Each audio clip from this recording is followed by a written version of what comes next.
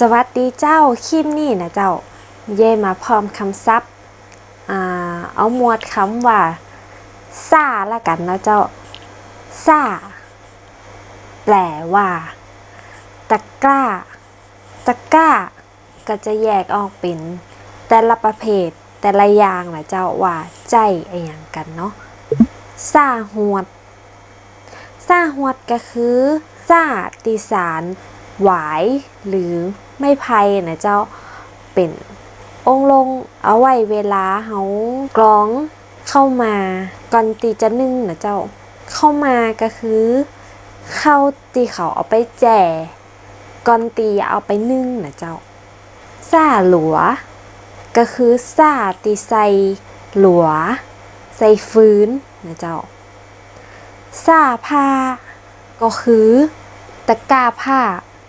เอาง่ายๆคือว่าถ้าเป็นตะกร้ากะห้องว่าซ่านะเจ้าเห็นคำหนึ่งนะเจ้าคุหรือน้ำคุแปลว่าถังใส่น้ำถ้าตีหันมันนะเจ้าตะเมินก็จะเป็นคู่เล็ก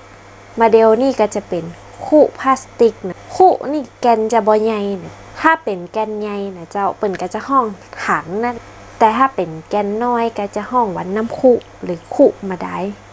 คลิปนี้ก็จะมี2คำนะเจ้าก็คือซ่าแปลว่าตะกร้า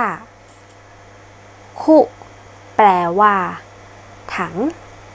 ถ้าใครชอบคลิปนี้ก็อย่าลืมกดไลค์กดแชร์กดติดตามแล้วใครมีคำศัพท์อะไรอย่างหรือ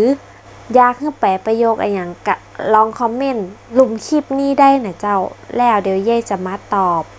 ใครที่มีกำเมืองกำเหนือภาษาเหนือตีแตกต่าง